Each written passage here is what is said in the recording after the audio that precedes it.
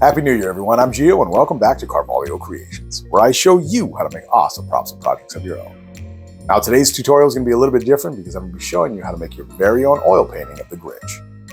Now, this character is such a cool character, and I know Christmas is over now and we're transitioning to the next year, but I thought it would be the perfect video to do that. And in today's video, if you guys are new to painting or you maybe have an interest but you don't know how to get started, it's going to be the perfect video for you because I'm going to show you every step of the way how I turned a blank canvas into this iconic character. So I hope you guys are ready for this one. It's actually a long time coming, believe it or not. I actually started a Santa Claus painting last year about this time, and I just couldn't get it done in time to bring it to you guys. I'm going to rectify that and get you guys this tutorial out today. So I hope you're excited about this one. I definitely am. So without any further ado, why don't we go ahead? Go wild.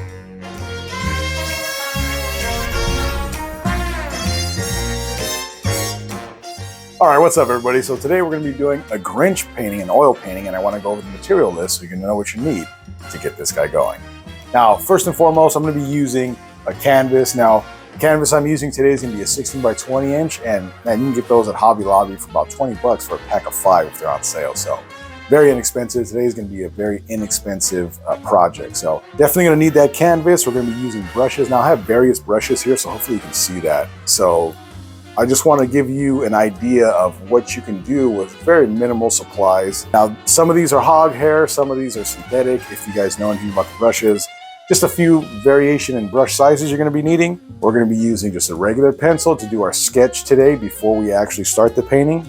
And I'm also going to be using these artisan water mixable oils. Now, I have never actually used a traditional oil paint because I didn't want to mess with the paint thinners and things like that. Seemed like a pain. So I went ahead and just grabbed these. These are super inexpensive as well. I'll leave a link down in the description of the type of paint I'm using today as well. So if you guys want to try these out, you can definitely give them a go. Also too, you're going to need just a plastic cup of water so you can clean your brushes or thin out your paint as you go. And you're going to need some kind of palette to paint on. You can use a plastic palette, you can use a paper plate, it really doesn't matter. I'm going to be using a piece of glass that's painted gray. And the reason I do that is because the gray color is going to be a nice neutral tone, so when I mix my colors I get a more accurate color for when I'm painting on my canvas. So I'm going to take you through every step of the process here. This is going to be a really fun tutorial. I hope you guys enjoy this one. But without any further ado, let's get to that first step. All right, to start off our painting today, I'm always going to start with my sketch work, my line work. And what I'm doing here is not getting every bit of detail. This is not a charcoal drawing or even a line work drawing. This is just to get the idea and the placement of everything. So I'm doing my measurements here. I'm trying to make marks that I'm going to be able to follow with my paintbrush, because a lot of this is going to be lost in the painting process, but I need something, a basis to start with. So this is where this line work comes in. So it's just about placement, where I want the features to be, where I want the face to be, and it proportionately placed properly in the actual canvas here so it looks visually appealing. So take your time with this process. Just make sure that you get the measurements and the proportions correct here, and then everything else should work out perfectly.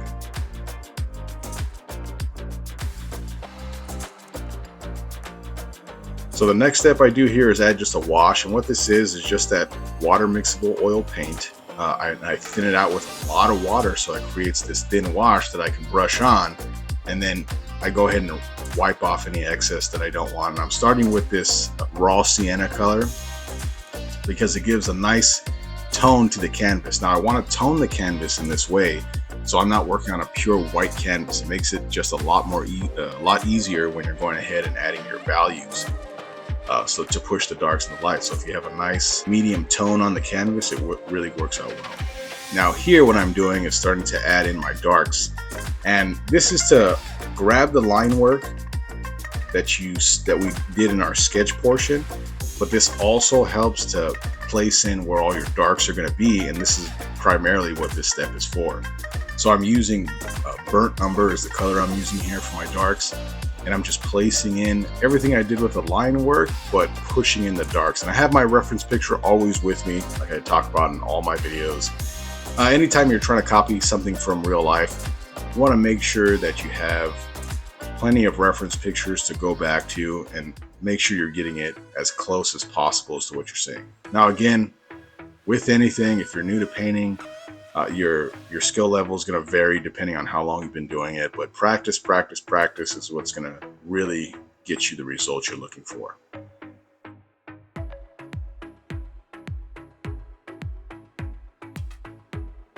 Now, when it comes to painting, for me, my biggest thing is to simplify shapes and colors, values as much as possible.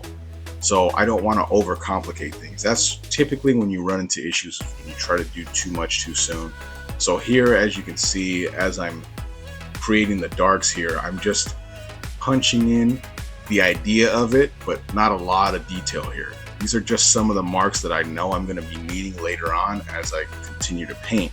And I want to make sure these are nice and visible for me so I can do that. And again, I'm blocking in the color, so I'm also going to be darkening the area around the Grinch himself, so he already starts to pop out.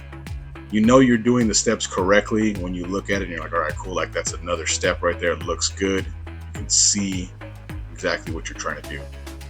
Now we're going to start with the color, and for the color, I'm just going to go with the medium tone. Like now, the same way I do with my prop work, when I'm doing my detailed painting, I always like to start with the medium tone.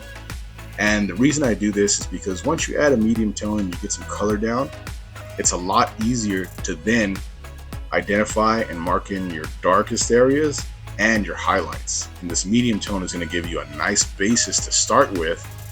So when you go ahead and do those darks and lights, they really begin to pop out. So take your time with this process. Any painting that you're doing, it's going to be a variety and a multitude of colors and different variations of a certain color. The Grinch is green, obviously, but he's not just one particular green. He's quite a few levels depending on the kind of lighting that's hitting him as well. So take your time with this, do the mediums as much as you can. And it looks kind of messy right now. And I've done this for a while. And when you come down to portrait painting or painting in general, you get to a certain stage where you're like, man, did I mess this up? It happens to everyone. And this is kind of where this is at right now, but really quickly it starts to come together. Now I'm taking a little bit of a lighter shade of green, not my highlights, just a little bit lighter to fill in some of these areas in between here, and you're going to start to see this guy really take on a 3D form. Now, the difference between painting and sculpting and the detailed painting of the props, obviously, is that you're working with a flat surface here with painting.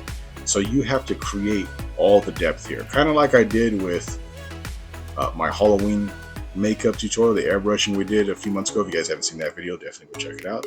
Very cool. But the same idea here is you're basically creating the depth. So you have to be able to see that and then mark it in. And now that I got that lighter color green in, I'm going to start going in with my darks here to really start to push in the contrast of the character and to make him pop out. And you're going to see very quickly how that takes effect. Now again, when you're doing your darks, you don't want to overdo the darks. Just get it to where it pops out the character that you've already started so far. So I'm placing this purposely, so every single brush stroke is intentional. Another thing I want to mention also too is when you're painting, for me, there's tons of different styles you can do, but the ones I appreciate the most are the paintings where you can see the actual brush strokes. So when you're super close to it, yes, you know what the character is, but as you kind of walk away from it, take a few steps back, that's when it really starts to come to life, because you don't see the brush strokes, it just kind of forms itself. So I like to see the brush strokes, so you don't see me blending the colors here. I'm just adding more layers on top of more layers, and he just comes to life in a way that's so artistic and cool that I can't get away from it. So again, there are different variations to do your paintings. If you're new to painting, there's plenty of YouTube videos where people show you their techniques and how they go about it. This is just the way I like to do it. And here, like I said, I'm going in with even a lighter color of green. That's why you want to start with that nice mid-tone color, so when you start to add these lights, it really starts to pop your characters out even more so. And it's the combination of the lights against the darks, that contrast, that really adds a lot of character to what you're painting. I'm so happy to be able to bring this one to you guys. I've been wanting to do a portrait tutorial for a very long time. Now here for the irises, I'm just adding a little touch of green. This is the Jim Carrey version of the Grinch, so. And then I'm going to go ahead and add that little bit of yellow in the whites of the eyes because he has those yellow whites. And just right here is just a little bit of a purple color or a plum color, just to give that shadow underneath the eyes, because there's a little bit of red and then also under that lip there.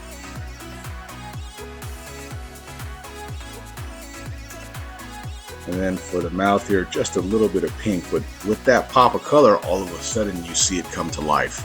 And then I'm going to add just a tiny bit of highlight on that lip as well, just to give a little bit of gloss and shine to it so you know it's wet. And here, as I go on with my highlight color, I'm only picking the certain spots that I think the light's really reflecting off of the highest parts of the character. So on the cheekbones, in the nose or the snout area, on the top of the chin there and around the mouth. And then, like I said, I'm going to do that lip as well. But again, I'm not blending anything together. This is basically just a layering process.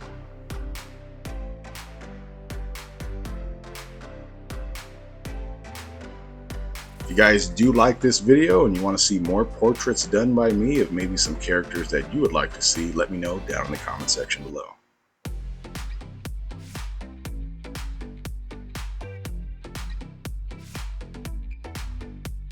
One thing I would like to mention too is that I very rarely use pure black or pure white. When you're using pure black, unless your character really calls for it and there's just complete blacked out areas, I typically like to mix my colors together to create a darker color. So the greens in here and the darks on the Grinch's face are actually not black at all.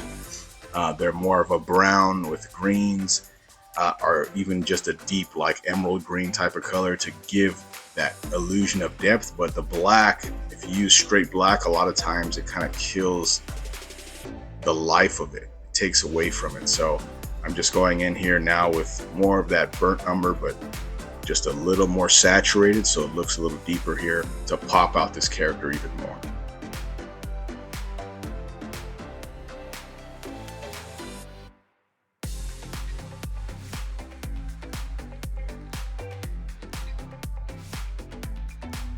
This is the first painting I've done in about a year, so I was really excited to do this. I've been itching to do it for a while. The family was out of town, so I thought, hey, what a perfect opportunity.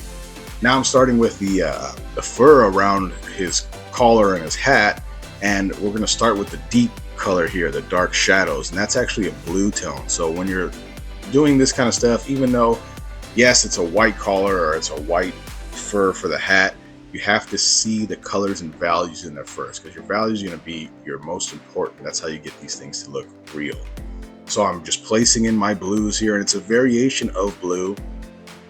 So I add a little bit of purples in there as well to get to the deeper areas. And now I'm going in with a lighter shade of blue because it's not completely white. I save that to the very end for my highlighting process.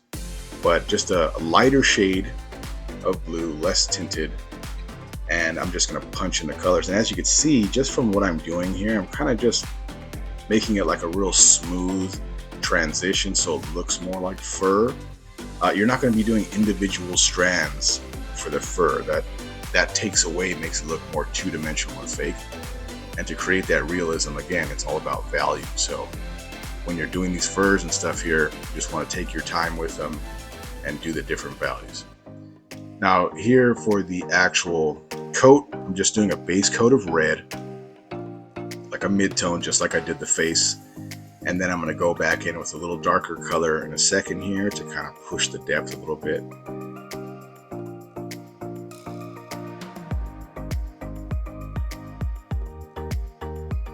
Just around the edges and under the hands, things that are going to be casting shadows. That's where all my darks are going to be placed in. And then once this step is done, I'll go back in with a little highlighted color, which is a little more white mixed in with my red, just to show where that highlighted area is. And again, his coat isn't really super visible, and I want his face to be the focal point. So I'm making sure that the face is the most detailed and everything else kind of fades away, so you're drawn into the actual face of the character.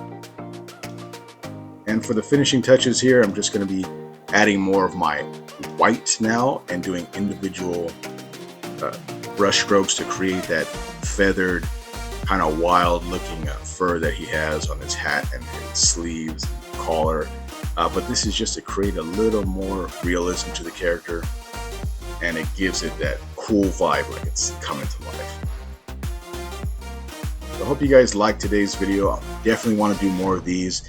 I just wanted to give you something to start off 2025 really well. Hope you guys had a great holiday season, but we're pretty much done here. So until next time, happy creating.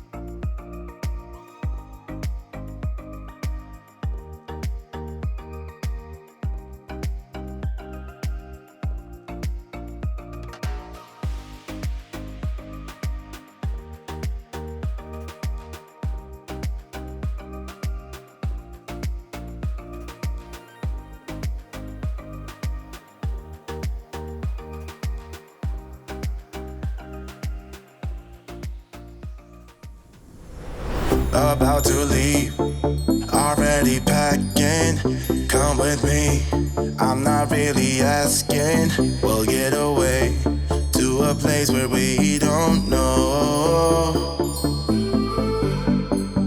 About to see the world in action, what we can be, life with no distractions. We'll get away, this is what we made. Thank you guys so much for sticking with me to the end of our video today, and I hope you enjoyed our oil painting tutorial. If you guys did like this video today and you want to see more oil paintings, I'd love to make a playlist where I do just that, of maybe characters you'd like to see. So please let me know what you think down in the comment section below. 2025 is gearing up to be an amazing year here on the channel as well. I'm going to be checking off so many requests from that list that you guys have been giving me, as well as crazy things from my own imagination. So if you guys are excited about that, let me know down in the comment section below. Make sure you're subbed and you hit those notification bells so you never miss a video. And until next time, keep building things, stay creative, and don't forget to go wild. I'm Gio from Carvalho Creations, and I'll see you next time. Ooh, sweet. Wasn't that great? Grinchy, baby. Yes? Yes, no, yes? Whatever. Okay. Bye.